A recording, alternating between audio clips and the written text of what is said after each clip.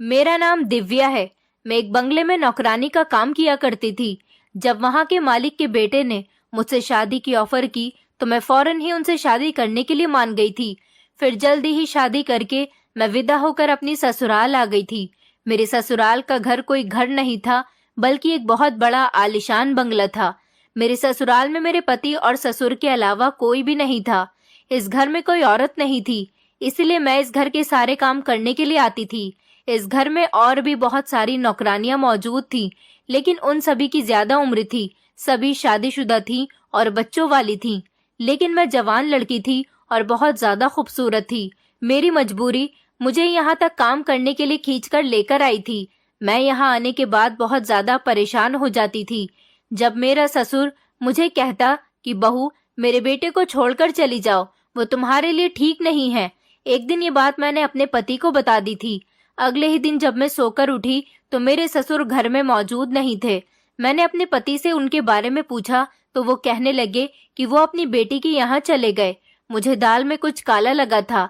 मैं पति के जाने के बाद अपने ससुर के कमरे की तलाशी लेने के लिए चली गई थी, लेकिन जैसे ही मैंने अपने ससुर की अलमारी खोली तो मुझे एक ऐसी चीज मिली जिसे देखकर मेरे पैरों तले से जमीन निकल गई थी। घर के हालात से तंग आकर मुझे नौकरी करने की जरूरत पड़ गई थी, क्योंकि मैं पढ़ी लिखी नहीं थी और गरीब परिवार से बिलोंग करती थी। इसलिए मैंने लोगों के घरों में काम करने का फैसला कर लिया था। मेरा इस दुनिया में मेरी बूढ़ी माँ के अलावा कोई दूसरा सहारा नहीं था। पहले वो लोगों के घरों में जाकर काम किया करती थी, अब वो बीमार रहने लगी थी। घर के हालात बिगड़ने लगे थे, इसलिए मजबूर होकर मैं उनकी जगह लोगों के घर नौकरानी का काम करने के लिए जाने लगी थी। मुझे हमेशा से पढ़ाई लिखाई का बहुत शौक था, मगर घर के हालात देखते हुए मेरी पढ़ाई पूरी नहीं हो सकी थी। मेरी माँ ने ही मेरी परवरिश की थी, क्योंकि मेरे पिता शराबी थे और वो सारे पैसे शराब पीने में उड़ा दिया करते थे। इसलिए मेरी माँ मेरे पिता और उनके घर को छोड़कर आ गई थी, क्योंकि ऐसा इंसान कभी नहीं सुधर सकता जिसे अपने परिवार की चिंता न हो। मेरी माँ ने मेरे पिता से तलाक ले ली थी और वो मुझे लेकर अलग घर में रहने लगी थी। हम लोग किराए के घर में रहते थे। उस वक्त मेरी उम्र 7 साल की थी और अब मैं 18 साल की हो गई थी। हम लोग बहुत गरीब थे, हमारे आगे पीछे कोई नहीं था। मेरी माँ चाहती थी कि मैं पढ़ लिख कर कामयाब बन सकूं, क्योंकि मेरी माँ मुझे शिक्षा दिलवाना चाहती थी और मैं खुद भी यही चाहती थी। लेकिन घर के बिगड़ते हुए हालात देखकर मुझे अपनी पढ़ाई छोड़नी पड़ गई थी, क्योंकि लोग भी मेरी माँ से कहा करते थे कि तुम बेवजह अपनी बेटी को पढ़ा रही हो, एक दिन इसको विदा होकर अपनी ससुराल ही जाना है। तुम इस पर फालतू के पैसे बर्बाद कर रही हो। शायद इन्हीं जैसे लोगों की नजर तो मेरी पढ़ाई को लग गई थी। लोग मेरी माँ को यही राय दिया करते थे कि जल्द से जल्द अपनी बेटी की शादी कर दो, लेकिन मुझे अभी शादी बिल्कुल नहीं करनी थी। अगर मैं शादी करके अपनी ससुराल चली गई तो मुझे इस बात का ख्याल था कि फिर मेरी माँ का क्या होगा, वो तो अकेली रह जाएंगी। इसलिए मैं शादी करने से इनकार कर दिया करती थी। मुझे अपनी माँ का ध्यान रखना था। मेरी माँ की तबीयत वैसे भी इन दिनों बहुत खराब रहने लगी थी। मेरी माँ अकेली ही तो कमाने वाली थी और उन्होंने इस पूरे घर का बोझ उठाया हुआ था। अब वो भी बीमार रहकर बिस्तर से लग गई थी। उन्हें दवाइयों की भी जरूरत होती थी और घर का भी खर्चा बहुत था। इन सारी मजबूरी को देखते हुए ही मैं लोगों के घरों में जाकर काम करने लगी थी। मैंने इरादा किया था कि जब तक मेरी माँ की तबीयत ठीक नहीं हो जाती मैं उन्हें छोड़कर कहीं नहीं जाऊंगी, क्योंकि उनका भी तो इस दुनिया में मेरे अलावा और कोई नहीं है और मेरी ही खातिर वो मेरे शराबी पिता को छोड़कर मेरी परवरिश अच्छी तरह से करने के लिए उनसे मुझे दूर लेकर आ गई थी। मेरे पिता अब इस दुनिया में नहीं है, क्योंकि जब हम लोग अपना घर छोड़कर आए थे तो उसके 3 साल बाद हमें खबर मिली थी कि मेरे पिता की मौत हो गई। शराब पी पी कर उन्होंने अपना लिवर खराब कर लिया था। वो गरीब थे और अपना इलाज नहीं करा सके, इसलिए एक दिन इस दुनिया को छोड़कर चले गए। मेरे पिता की मौत पर मेरी माँ को कोई खास अफसोस नहीं हुआ था, क्योंकि मेरे पिता मेरी माँ को बुरी तरह मारते थे। उन्होंने कभी अपनी बेटी और पत्नी का ख्याल नहीं किया था, बस उन्हें हमेशा अपना ही फायदा याद रहता था। मेरी माँ तो जिस दिन से इस घर में आई थी उन्होंने ना दिन देखा था और ना ही रात देखी थी। अपनी बेटी की खुशियां पूरी करने के लिए उन्होंने बहुत मेहनत की थी। मेहनत मजदूरी करके मेरी परवरिश की थी। मेरी सारी ख्वाहिशों को पूरा करने के लिए उन्होंने अपना चैन और सुकून बर्बाद कर लिया था। मेरी माँ चाहती थी कि जैसे दिन उन्होंने गुजारे हैं ऐसे दिन उनकी बेटी ना गुजार सके। अगर बेटी पढ़ी लिखी होगी तो उसकी शादी भी अच्छे परिवार में होगी, लेकिन शायद ये सब कुछ मेरे भाग्य में नहीं था, क्योंकि मेरी पढ़ाई तो रुक चुकी थी। मेरी माँ को लगता था कि मेरी जिंदगी भी उन्हीं की तरह खराब हो जाएगी, पर ये तो किस्मत किस्मत की बात होती है। जैसा मेरी किस्मत में लिखा होगा वही मेरे साथ हो जाएगा। मैं अपनी माँ को यही समझाती थी कि आप इस बारे में ज्यादा फिक्र मत किया करो। मेरी माँ अक्सर कहती थी कि वो अपनी बेटी के लिए हर वो काम करना चाहती है जिससे उनकी बेटी को खुशी मिले। यहाँ तक कि वो अपनी बीमारी के दिनों में भी काम पर जाया करती थी। लेकिन अब मुझसे उनकी ये हालत नहीं देखी जा रही थी, इसीलिए मैंने उन्हें घर में ही आराम करने के लिए कहा था और उन्हें काम पर जाने के लिए सख्ती से मना कर दिया था। मेरी माँ जहाँ एक बहुत अच्छी माँ साबित हुई थी, वहाँ एक बहुत अच्छी पत्नी भी साबित हुई थी, क्योंकि कई सालों तक उन्होंने मेरे पिता की मार को बड़ी खामोशी से सहा था।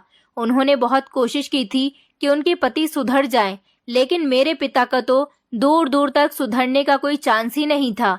तभी तो तंग आकर मेरी माँ ने मेरे पिता का घर छोड़ने का फैसला किया था। अपनी छोटी सी जिंदगी में मेरी माँ के साथ मेरी जिंदगी अच्छी गुजर रही थी, लेकिन फिर मेरी जिंदगी में एक ऐसा तूफान आया कि जिसने मेरा सारा चैन और सुकून बर्बाद कर दिया था। मैं लोगों के घरों में काम करने के लिए जाने लगी थी। जहाँ जहाँ मेरी माँ जाती थी मैं भी अपनी माँ के बदले वहाँ पर काम करके आती थी। फिर मुझे शाम होने से पहले घर भी जाना होता था, क्योंकि मेरी माँ बीमार थी और मुझे उनके लिए अपने लिए खाना भी पकाना होता था। फिर मैं थोड़ा टाइम अपनी माँ के साथ भी गुजारती थी और उनकी सेवा करती थी। एक दिन जब मैं घर आई तो मेरी माँ ने मुझे अपना फैसला सुना दिया था। उन्होंने कहा कि मैं चाहती हूँ कि जल्द से जल्द तुम्हारी अच्छा सा लड़का देखकर शादी कर दूं। मैंने भी इस बारे में अपनी माँ से ज्यादा कुछ नहीं कहा था। मैं समझ गई थी कि वो क्यों चाहती हैं कि उनकी बेटी जल्दी ही अपने घर चली जाए, क्योंकि वो अपनी तबीयत को देखते हुए ये सोचती थी कि अगर मैं भी इस दुनिया से चली गई तो फिर मेरी बेटी का क्या होगा। इसलिए वो मुझे मेरे घर का करना चाहती थी। अपनी माँ की खुशी के लिए तो मैंने हाँ कर दी थी, लेकिन मैं जानती थी कि गरीब लड़कियों के रिश्ते इतनी आसानी से नहीं होते और मेरी माँ मेरी शादी एक अच्छे परिवार में करवाना चाहती थी। अच्छे परिवार में तो सिर्फ उन्हीं लड़कियों की शादी होती है जो खुद अच्छे परिवार और अमीर परिवार की होती है। मेरा तो कोई परिवार ही नहीं था। मेरा जो कुछ भी था वो मेरी माँ थी, और मुझ जैसी लड़कियों के रिश्ते अच्छे परिवारों में इतनी आसानी से नहीं लगते। इस हकीकत को मैंने एक्सेप्ट कर लिया था। मैंने अपनी माँ की खुशी की खातिर शादी करने के लिए हाँ तो कर दी थी, क्योंकि उन्होंने सारी जिंदगी मेरे लिए बहुत कुछ किया था और फिर मैं उनको कोई दुख नहीं पहुंचाना चाहती थी। इसलिए बेहतर यही था कि मैं अपनी माँ से शादी करने के लिए इनकार न कर पाऊं, जिससे उनको तकलीफ पहुंचे और वो अपनी बेटी को गलत समझे। लेकिन हैरानी वाली बात ये थी कि मेरी माँ को मेरे लिए एक अच्छा रिश्ता मिल गया था। मैं बड़ी हैरान थी कि मेरा रिश्ता इतनी जल्दी कैसे लग गया था। मुझे तो कुछ गड़बड़ लग रही थी। ये लड़का अच्छा था और मिडिल क्लास फैमिली से बिलोंग करता था, इसलिए मेरी माँ ने भी इस रिश्ते के लिए हाँ कर दी थी। मुझे लड़के वालों से कोई खास उम्मीद तो नहीं थी, लेकिन जबकि ये मेरी माँ का फैसला था तो मैं खामोश रही थी। नहीं तो मैंने सोचा था कि मैं इतनी जल्दी अपनी माँ का साथ नहीं छोड़ सकती। मुझे तो ऐसा ही लगता था कि मेरा रिश्ता इतनी जल्दी नहीं लग सकेगा, पर मुझे नहीं पता था कि मेरा रिश्ता इतनी जल्दी लग जाएगा और मेरी माँ को रिश्ता पसंद भी आ जाएगा। शादी की सारी तैयारियां हो चुकी थी। मेरी माँ जहाँ जहाँ काम करती थी उन लोगों से अपनी बेटी की शादी के बारे में कहकर उनसे थोड़े बहुत पैसे लेकर आ गई थी। उन्होंने मेरे लिए सामान लेना शुरू कर दिया था। माँ मुझे कहती कि कोई भी माता पिता अपनी बेटी के लिए बुरा नहीं सोचते और पूरी कोशिश करते हैं कि उनकी बेटी ससुराल में खुश रहे, तभी तो अपनी बेटे के लिए अच्छी जगह पर रिश्ता तय करना चाहते हैं और अपनी तरफ से बेटी को सुखी रखने की पूरी कोशिश करते हैं। मेरी शादी की डेट फिक्स हो चुकी थी, मगर फिर मेरी होने वाली सास का शादी से एक हफ्ते पहले ही एक्सीडेंट हो गया था, जिसमें वो काफी बुरी तरह से जख्मी हुई थी। वो अस्पताल में एडमिट थी, जिसकी वजह से शादी रोकनी पड़ गई थी। मेरी सास के ऊपर बहुत ज्यादा पैसा खर्च किया जा रहा था। हालांकि वो लोग भी कोई ज्यादा अमीर तो नहीं थे, लेकिन मेरी होने वाली सास के इलाज में काफी सारा पैसा खर्च हो चुका था। मेरे होने वाले पति के पास अब कुछ नहीं बचा था, इसलिए उसने डिमांड की कि हम शादी कर लेते हैं, जिसमें मेरी माँ शामिल नहीं होगी, लेकिन आप मुझे 5 लाख रुपए नकद दे देना। ये बात सुनकर तो मेरी माँ के होश उड़ गए थे, क्योंकि वो इतनी बड़ी रकम नहीं दे सकती थी। उन्होंने मेरे लिए मामूली सा दहेज का सामान इकट्ठा कर लिया था और वो उसी के साथ मुझे विदा करना चाहती थी। अब अगर मेरी सास का एक्सीडेंट हो गया था तो इसमें हमारी क्या गलती थी? मेरे ससुराल वाले जिद पर अड़ गए थे कि अगर अपनी बेटी को विदा करना है तो 5 लाख रुपए देने ही होंगे। मेरे ससुराल वालों का कहना था कि ये सब कुछ भी हम आपकी बेटी की भलाई के लिए ही कर रहे हैं। अगर आप लोग हमारा मुश्किल वक्त में साथ दोगे तो हम आपकी बेटी की अपने बेटे के साथ शादी करवा देंगे। हम लोग परेशान हो गए थे क्योंकि हमारे पास इतने ज्यादा पैसे नहीं थे। मेरी माँ ने मेरे लिए कुछ जेवर बनवाए थे जो उन्होंने बड़ी ही मेहनत से और प्यार से मेरे लिए खरीदे थे। मेरी माँ मेरा रिश्ता कायम रखने के लिए मेरे ससुराल वालों को जेवर दे रही थी, लेकिन मैंने अपनी माँ को रोक लिया और कहा कि ये आपकी मेहनत से बनाए गए जेवर हैं। अगर आप ये जेवर मेरे ससुराल वालों को दे दोगी तो वो लोग इसे बेच देंगे और इस तरह से मेरी माँ के पैसों के जेवर मुझसे छिन जाएंगे। मेरे पास आपकी कोई निशानी नहीं रह पाएगी। मैंने अपनी माँ को समझाया था कि ये जेवर इन लोगों को मत दो, ये लोग मुझे लालची लगते हैं। अगर इन लोगों को इलाज करवाना ही है तो ये किसी से कर्ज भी तो ले सकते हैं। इन लोगों को हम ही क्यों दिखाई दे रहे हैं? मेरी माँ बहुत ज्यादा परेशान हो गई थी और बहुत रो रही थी। मेरी माँ तो मेरे लिए अपनी सारी कीमती चीजें बेचकर भी मेरी सास का इलाज करवाने के लिए तैयार थी। मेरे ससुराल वाले बार बार मेरी माँ पर प्रेशर डाल रहे थे कि अगर हमें पैसे नहीं दिए तो हम अपने बेटे का रिश्ता कहीं और तय कर देंगे और यहाँ से खत्म कर देंगे। मेरी माँ इस बात से बहुत परेशान थी। उनको पता नहीं इस लड़के में ऐसा क्या दिख रहा था कि वो अपना कीमती सब कुछ देने के लिए तैयार थी। लेकिन वो तो अच्छा हुआ कि एक दिन मैं पड़ोस में काम करने के लिए गई हुई थी। उन्होंने मुझे मार्केट से सामान लाने के लिए कहा था। मैं अपनी मालकिन की छोटी बेटी के साथ मार्केट चली गई थी, लेकिन ये देखकर हैरान रह गई थी कि मेरी होने वाली सास तो मार्केट में बिल्कुल ठीक ठाक टहल रही थी। उनको देखकर मैं छुप गई थी कि कहीं उनकी नजर मुझ पर न पड़ जाए। उनको बिल्कुल सही सलामत देखकर मैं सोच में पड़ गई थी। इसका मतलब ये था कि मेरी होने वाली सास ने हम लोगों से पैसे लेने के लिए बेवकूफ बनाया था। उनका कोई एक्सीडेंट नहीं हुआ था, बल्कि वो तो बिल्कुल परफेक्ट थी। कहीं पर भी चोट का निशान तक नजर नहीं आ रहा था। वो मार्केट में अपनी बड़ी बेटी के साथ टहल रही थी और शॉपिंग भी कर रही थी। मैं समझ गई थी कि इन लोगों ने ये सब कुछ हमसे पैसे हड़पने के लिए ही किया था। ये लोग अपने बेटे की शादी नहीं करवाना चाहते, बल्कि हमें बेवकूफ बनाकर ब्लैकमेल करने के बाद हमसे पैसे वसूलना चाहते हैं। मैं जब घर गई तो मैंने अपनी माँ को सारी बात बता दी थी। मेरी बात सुनकर मेरी माँ को मेरी बातों पर विश्वास नहीं हो रहा था। फिर मैंने उनका सामना मालकिन की बेटी से करवा दिया, जिसने मेरी माँ को साफ साफ बता दिया था कि वो औरत कोई और नहीं मेरी सास ही थी, जो मार्केट में बिल्कुल ठीक तरह से टहल रही थी और शॉपिंग कर रही थी। मेरी माँ ने तो मेरी बात सुनकर भगवान का लाख लाख शुक्रिया अदा किया था, क्योंकि वो उन लोगों में मेरी शादी करने के लिए पैसों का बंदोबस्त करने लगी थी। मैंने अपनी माँ से कहा था कि मैं ऐसे घर में शादी नहीं करूंगी जहाँ के लोग लालची हैं। मेरी माँ ने कहा था कि तुम फिक्र मत करो, मैं खुद ही इस रिश्ते को खत्म कर दूंगी। मेरी माँ ने लड़के वालों से रिश्ते के लिए साफ इनकार कर दिया था। इस तरह से वहां पर मेरा रिश्ता खत्म हो गया था और मेरी शादी भी नहीं हो पाई थी। मुझे खुशी इस बात की थी कि मेरी शादी गलत परिवार में होने से बच गई थी। जो लोग बाहर से अच्छे दिखते हैं, जरूरी नहीं कि वो अंदर से भी अच्छे ही होते हैं। कुछ लोग अच्छे और खानदानी बनने का नाटक करते हैं, हालांकि वो अंदर से बिल्कुल भी ऐसे नहीं होते हैं।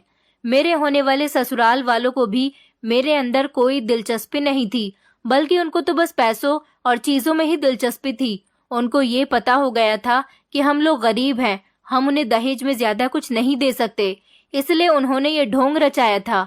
मैं खुश थी क्योंकि अब मेरे सर से शादी की बला टल गई थी, लेकिन मेरी माँ का कहना था कि वो मेरे लिए कहीं और रिश्ता तलाश करेंगी। मेरा रिश्ता टूट जाने की वजह से मेरी माँ के दिल पर एक अजीब सा सदमा लगा था। अब वो और ज्यादा बीमार रहने लगी थी और हमेशा मेरी फिक्र उन्हें सताए रहती थी। ऐसे में हमारे घर के हालात वक्त गुजरने के साथ साथ और ज्यादा खराब होने लगे थे और माँ के इलाज के लिए भी पैसों की जरूरत थी। मैं इन छोटे मोटे घरों में नौकरी करके ज्यादा पैसे नहीं कमा पा रही थी। मैंने सोचा कि मुझे किसी अमीर घर में काम करना चाहिए, इसलिए मैं बड़े लोगों के यहाँ काम करने के लिए जाने लगी थी। वहाँ पर मुझे नौकरी भी आसानी से मिल गई थी, क्योंकि मैं खाना भी अच्छा पकाती थी और साफ सफाई से काम करती थी। यही वजह थी कि मुझे नौकरी मिलने में ज्यादा वक्त नहीं लगा था। मुझे एक बंगले में नौकरानी के काम के लिए रख लिया गया था। वहां पर मुझे अच्छी सैलरी भी मिल रही थी, पहनने के लिए कपड़े मिलते थे और रात को जो खाना बचता था वो सब भी मालिक मुझे घर ले जाने के लिए कह देते थे, जिससे हमारे घर के खर्चे पूरे हो जाते थे। मैं 2 महीने से इस बंगले में नौकरी कर रही थी। ये बंगला बहुत बड़ा था, जबकि इस बंगले में सिर्फ 2 बाप बेटे ही रहते थे। ज्यादा फैमिली मेंबर्स नहीं थे। कहने को तो यहाँ पर और भी सारी नौकरानियां लगी हुई थी, लेकिन मालिक को सिर्फ मेरे हाथ का ही खाना पसंद आया था, इसलिए उन्होंने खाना पकाने की ड्यूटी मुझे दे दी थी। वैसे तो मालिक देश विदेश में घूमते रहते थे, लेकिन उन्हें इंडियन खाना बहुत पसंद था। मेरी माँ भी अच्छा खाना बनाती थी और मैंने खाना पकाना अपनी माँ से ही सीखा था। मैं अपना काम पूरी ईमानदारी के साथ करती थी। कभी मेरे काम में कोई गलती नहीं हुई थी। मेरे मालिक मेरे काम से बहुत खुश थे। और फिर एक दिन मालिक का बेटा, जिसका नाम प्रदीप था, प्रदीप विदेश में पढ़ने के लिए गया हुआ था और इन दिनों वो अपने घर पर ही आया हुआ था। मैंने नोटिस किया था कि वो जब से यहाँ पर आया था मुझे बड़ी गौर गौर से देखता था। अपने पिता के साथ साथ वो भी मेरे हाथ के बने हुए खाने की खूब तारीफ करता था। एक दिन उसने ऐसे ही बात कह दी थी जिसने मुझे पूरी तरह से हैरान कर दिया था। मेरे मालिक के बेटे ने मुझे शादी की ऑफर दी थी और साथ साथ ये भी कहा था कि वो मेरी माँ की सारी जिम्मेदारी और मेरे घर की सारी जिम्मेदारी उठाने के लिए भी तैयार है। मुझे और क्या चाहिए था। ये सारी बातें सुनते ही मैं तो फौरन शादी के लिए मान गई थी। मैं बहुत ज्यादा खूबसूरत थी। मैं समझ गई थी कि मालिक के बेटे का दिल मुझ पर आ गया है। उसने मेरा गलत फायदा ना उठाते हुए डायरेक्ट मुझसे शादी की बात की थी। मुझे उसकी ये अदा बहुत पसंद आई थी। मैं मान गई थी और मैंने शादी के लिए हाँ कर दी थी। मैंने अपनी माँ से भी इस बारे में बात की तो उन्होंने भी यही कहा कि मैं तुम्हारी शादी के लिए तैयार हूँ, क्योंकि जितनी तुम्हारी सैलरी है इसमें तो घर के खर्चे ही बड़ी मुश्किल से पूरे होते हैं और मैं कोई दूसरी नौकरी भी तो नहीं कर सकती थी। एक साथ 2 नौकरियां करना मेरे लिए कोई आसान बात नहीं थी और ना ही घर गृहस्थी के काम के अलावा मुझे कोई दूसरा काम आता था। प्रदीप ने मुझसे कहा था कि वो मेरी माँ का अच्छे अस्पताल में इलाज करवाएगा। मैं उसकी इस बात से बहुत खुश थी और जल्दी ही वो शादी करके मुझे अपने साथ अपने घर ले गया था। मैंने यही सोचा था कि मैं इस बंगले में पहले जिस तरह से खाना पकाया करती थी, इसी तरह से अपने ससुराल वालों को खाना बनाकर खिलाया करूंगी, ताकि उनको ये न लगे कि मैंने उनके पैसे की खातिर उनसे शादी की है।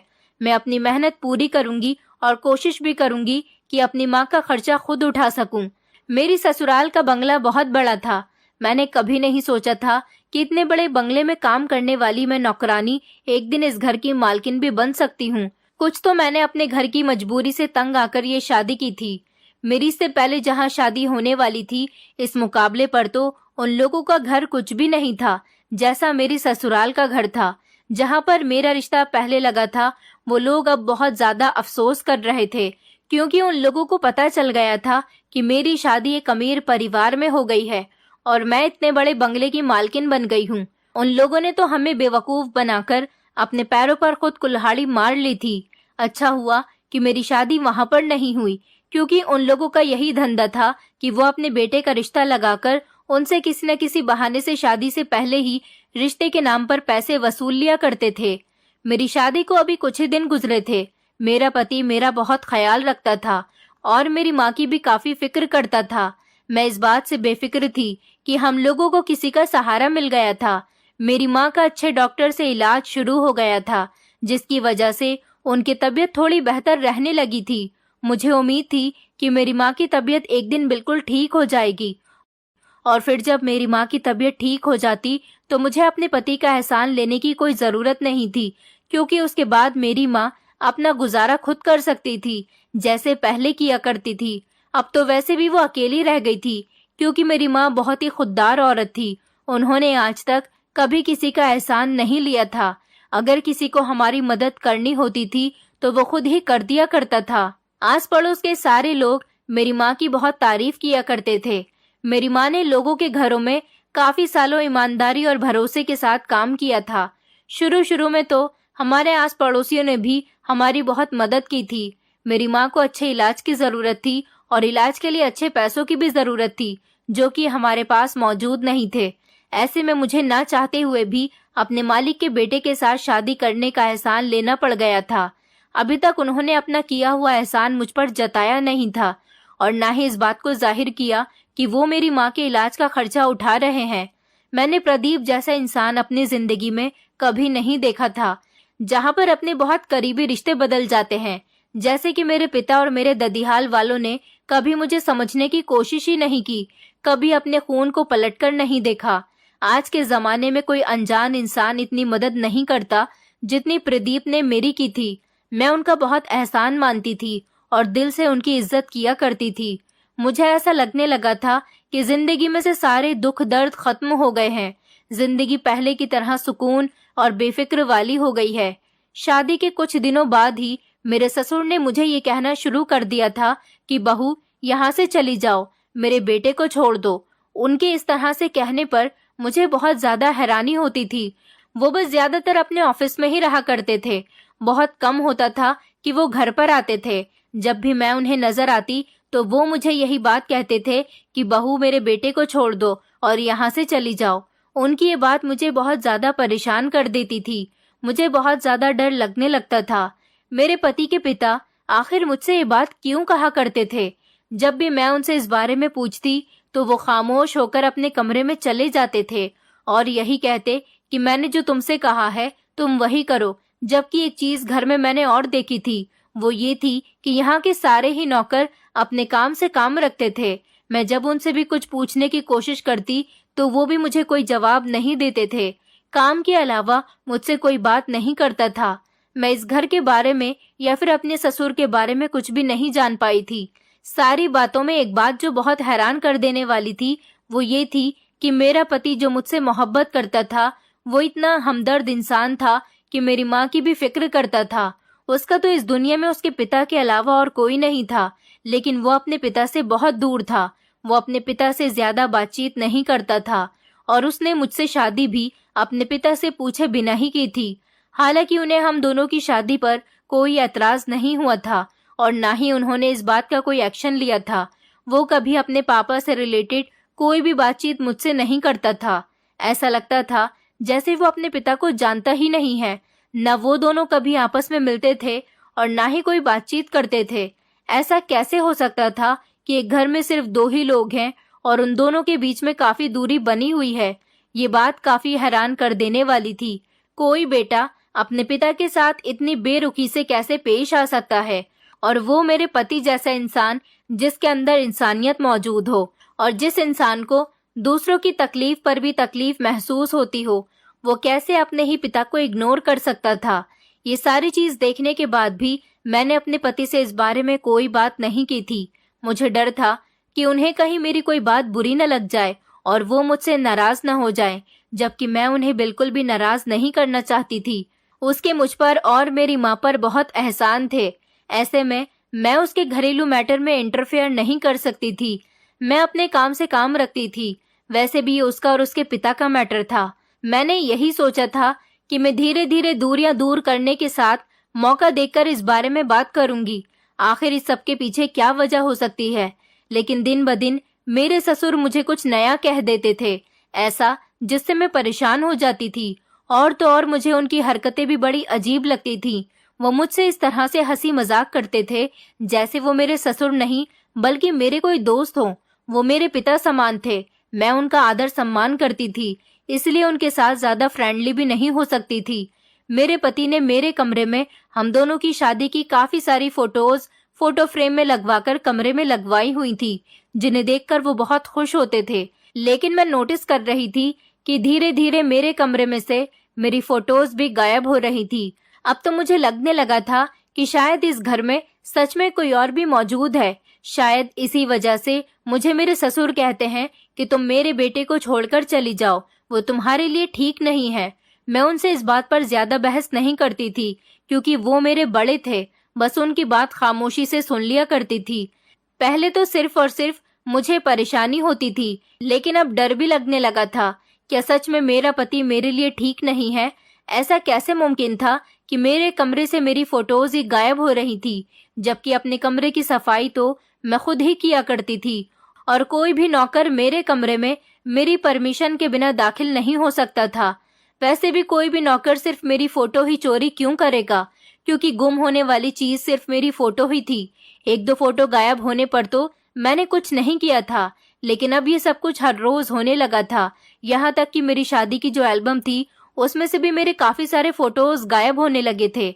एक दिन मैंने सारे नौकरों को इकट्ठा करके पूछा था, लेकिन उन लोगों में से किसी ने भी मुझे कुछ नहीं बताया था और साफ इनकार कर दिया था कि वो लोग मेरे फोटो क्यों चुराएंगे।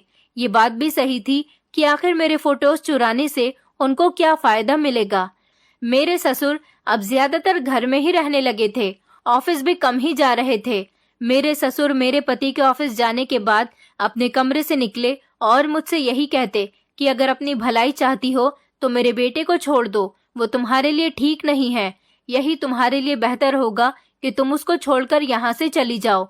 वो ये भी कहते थे कि उसके साथ रहकर तुम अपनी जिंदगी को बर्बाद कर लोगी। वो सिर्फ देखने में ही अच्छा है, क्योंकि अभी तुम्हारी शादी को सिर्फ 2 महीने हुए हैं। सच्चाई तो बाद में खुलकर आएगी कि वो कैसा है, लेकिन उसके बाद बहुत देर हो चुकी होगी। मैं काफी दिनों से अपने ससुर की बातें बर्दाश्त कर रही थी। अगर मैं उनसे पलटकर कुछ पूछती थी तो वो मुझे पूरी बात नहीं बताते थे। मुझे उन्होंने अभी तक इन बातों की वजह नहीं बताई थी, जबकि ये सारी बातें मुझे बहुत ज्यादा परेशान करने लगी थी। ऐसे में मेरे लिए कोई न कोई रास्ता निकालना बहुत जरूरी हो गया था। मैं अपनी परेशानी खत्म करना चाहती थी और ये एक ही तरीके से हो सकती थी कि मैं इस बारे में अपने पति से बात करूं, ताकि मुझे मेरा पति हकीकत बता सके, जबकि मेरे ससुर तो मुझे कुछ बताते ही नहीं थे। मैंने अपने पति से बात करने का फैसला कर लिया था और उनके घर आने का इंतजार करने लगी थी। उनके घर आते ही मौका देखकर मैंने ये सारी बातें उनको बता दी थी कि किस तरह कुछ दिनों से मैं आपके पिताजी की बातों से परेशान हो रही हूँ। उनके ऐसा कहने के पीछे आखिर क्या वजह है, मैं जानना चाहती हूँ। अगर कोई वजह है तो आप मुझे साफ साफ बता दो। लेकिन मेरे पति का कहना था कि ऐसा कुछ नहीं है और इस टाइम मैं थका हुआ हूँ, तो मुझसे इस टॉपिक पर कोई बात मत करो। और वो सोने के लिए लेट गए थे। अगले दिन सुबह जब मैं उठी तो मेरे ससुर सारे घर में कहीं मौजूद नहीं थे। जब मैंने अपने पति से इस बारे में कहा कि आपके पिता घर में कहीं भी दिखाई नहीं दे रहे, हालांकि सुबह के टाइम पर वो गार्डन में बैठकर चाय पिया करते थे, लेकिन आज ना तो वो गार्डन में थे और दोपहर होने को आ गई थी। वो अभी तक पूरे घर में कहीं भी दिखाई नहीं दिए थे। मेरे पति ने बताया कि वो मेरी बहन के घर चले गए हैं और कुछ दिन उसी के घर पर रहेंगे। ये बात मेरे लिए बहुत हैरान कर देने वाली थी। वो इस तरह से अचानक अपनी बेटी के घर कैसे चले गए थे? आज से पहले तो वो कभी नहीं गए थे। मुझे कुछ ठीक नहीं लग रहा था। कुछ तो था जो इस घर में ठीक नहीं हो रहा था। मुझे दाल में जरूर कुछ काला लग रहा था। मैं अपने पति के ऑफिस जाने का इंतजार करने लगी थी। उनके घर से निकलते ही मैं अपने ससुर के कमरे में तलाशी लेने के लिए चली गई, क्योंकि मुझे काफी दिनों से शक हो रहा था कि कहीं मेरे फोटोज मेरे ससुर तो नहीं चुरा रहे। लेकिन जब तक मुझे कोई सबूत नहीं मिल जाता मैं उन पर ऐसे इल्जाम नहीं लगा सकती थी। इसलिए तो मैं उनके कमरे में आई थी। मैंने हर तरफ तलाशी ले ली थी, मगर मुझे कुछ नहीं मिला था। फिर जैसे ही मैंने अपने ससुर की अलमारी खोली तो वहां पर कुछ डॉक्यूमेंट्स रखे हुए थे। मैंने उन डॉक्यूमेंट्स वाली फाइल को जैसे ही अपने हाथ में लिया तो वो मेरे हाथ से छूटकर जमीन पर गिर गई। फिर फाइल से जो चीज बाहर निकलकर जमीन पर गिरी, उसे देखकर तो मेरे पैरों तले से जमीन निकल गई थी, क्योंकि वो कुछ और नहीं बल्कि मेरे अपने फोटोज थे जो मेरे कमरे से कई दिनों से गायब हो रहे थे।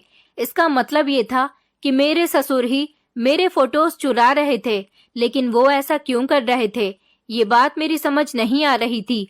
मेरे फोटोज चोरी करके वो अपनी अलमारी में इन डॉक्यूमेंट के बीच रख रहे थे और फिर वो अचानक कहाँ चले गए थे।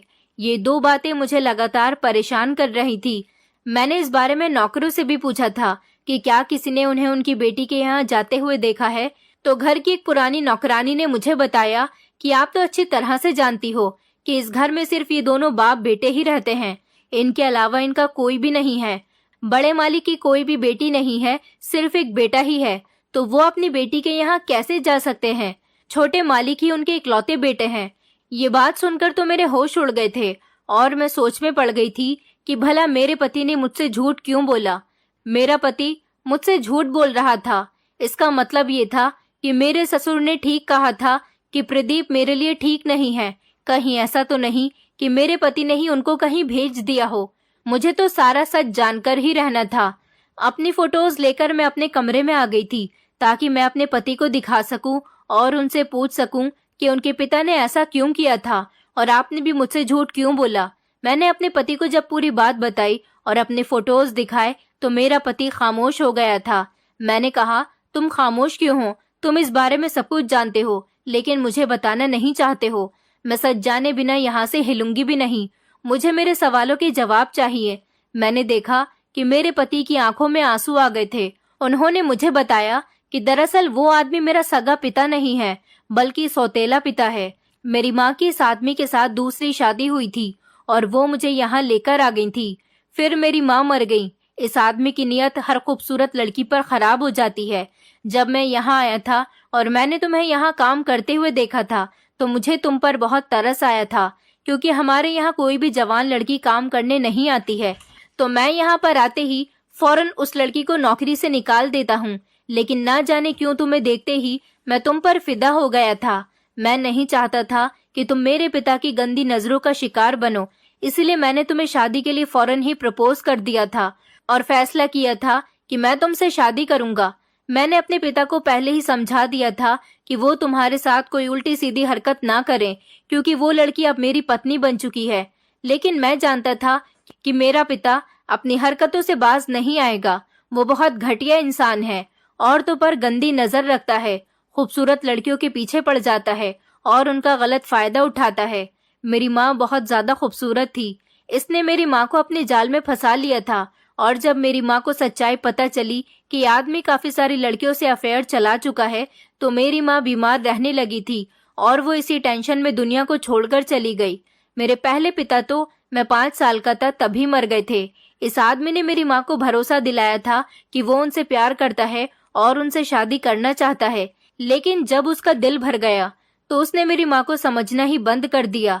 मैं इस आदमी को अपना पिता नहीं मानता क्योंकि ये मेरा सौतेला पिता है। तुम्हारी फोटोज चोरी करना इसने इसीलिए शुरू कर दी थी क्योंकि ये तुम्हें पसंद करने लगा था। अकेले में तुम्हारी फोटोज देखता था। मैं इस आदमी से तुम्हें बचाना चाहता था, इसलिए मैंने उससे कहा था कि वो ज्यादा फालतू कमरे से बाहर ना निकला करे और घर के नौकरों से भी कह दिया था कि वो तुम्हारी देखभाल किया करे। लेकिन जब तुमने मुझसे इसकी शिकायत की तो मैंने उसे इस शहर से वापस भेज दिया, क्योंकि ये सब कुछ अब मेरा है। मैंने उसको हमदर्दी के तौर पर इस घर में रखा हुआ था। ये आदमी तो अपनी अय्याशी की वजह से अपना सब कुछ बर्बाद कर चुका है। अब ये जो कुछ है वो मेरी ही मेहनत का नतीजा